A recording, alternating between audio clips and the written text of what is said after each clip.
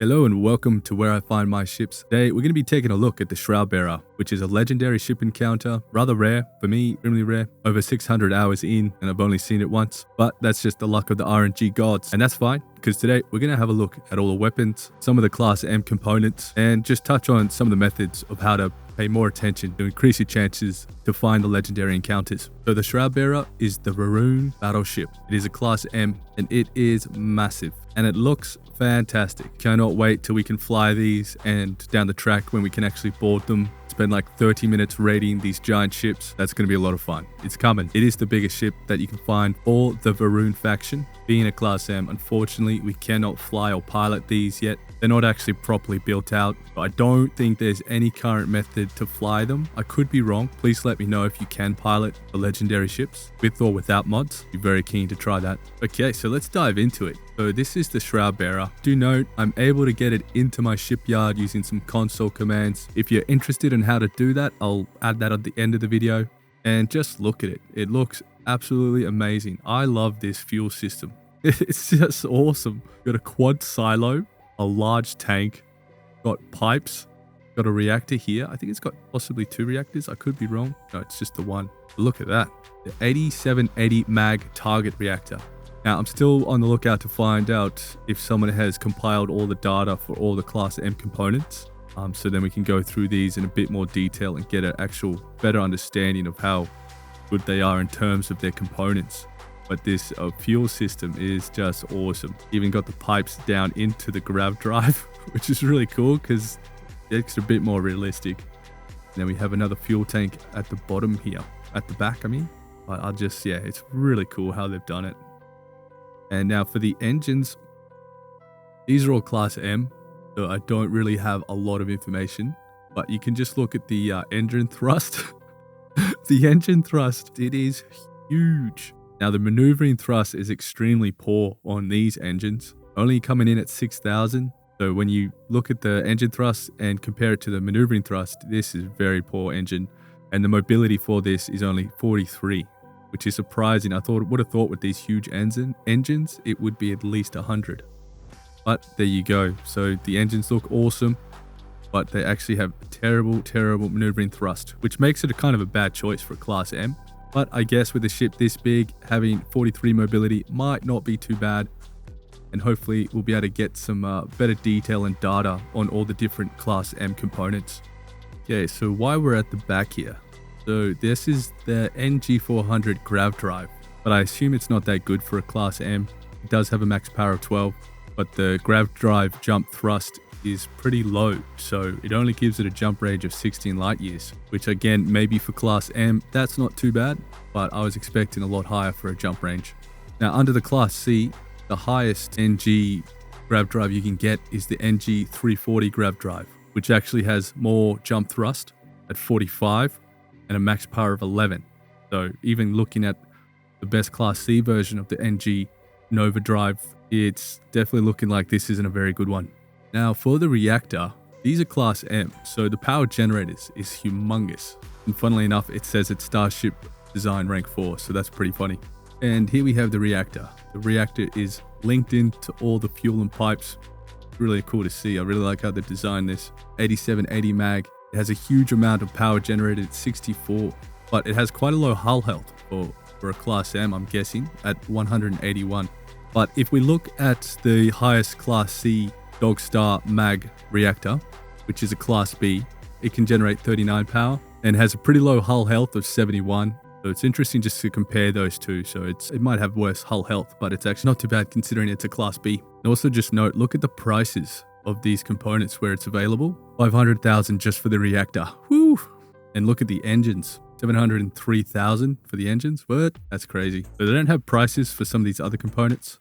We'll just have a quick look underneath. We've got some more piping. Yeah, it's a complete Dharma's build. And do note, so there's a couple weapons under here. We'll take a look at the weapons just in a moment. So we've had a look at the reactor, the Grav drive. They've got the fuel tank, which looks amazing. And some of the silos that are just there for cosmetic.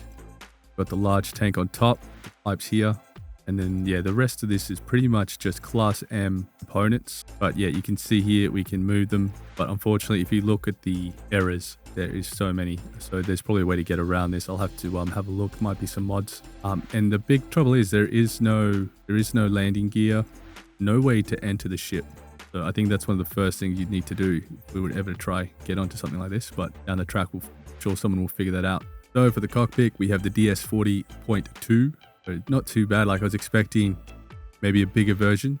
This one we can buy ourselves, which is pretty cool. But yeah, it's just a fantastic looking ship. Let's take a look at the weapons. Okay, so first up for the weapons, we have the Blaze P2GWSX Pulse Laser Turret. And this is a weapon we can actually buy and attach ourselves. It is a turret, so it's going to be automatic. It is a C class. Now it requires a power of 4. The Shroudbearer has 6.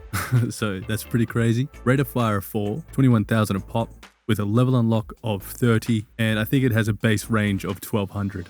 But now this is where it gets crazy, because if we combined the hull damage, you get 192. If you combine the shield damage, you get 600. All 6 of the Blaze P smashing you at once, doing 600 shield damage per second, which is pretty crazy. And that's why on very hard, it just absolutely shreds. Not to mention, we got to cover the other weapon.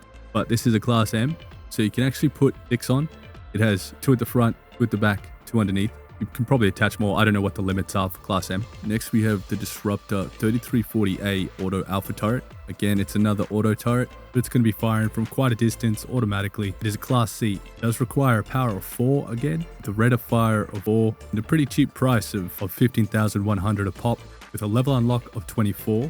Now, normally we can only have 3 of these on a Class C. The Shroudbearer has 6 in total, 2 on top of the cockpit, 2 on the front, and 2 underneath. And when looking at the damage for all 6, we're looking at a combined hull and shield damage of 456.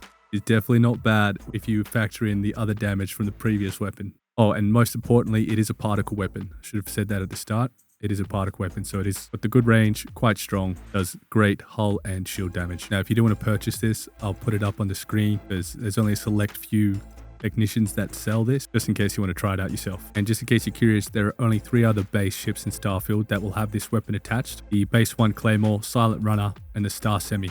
So just an interesting thought there. Now next we have a ballistic weapon. There's actually no base ships in Starfield that have this weapon attached. Now I'll probably murder this, but it's the Jizhaku NDRF Rapid Railgun Turret.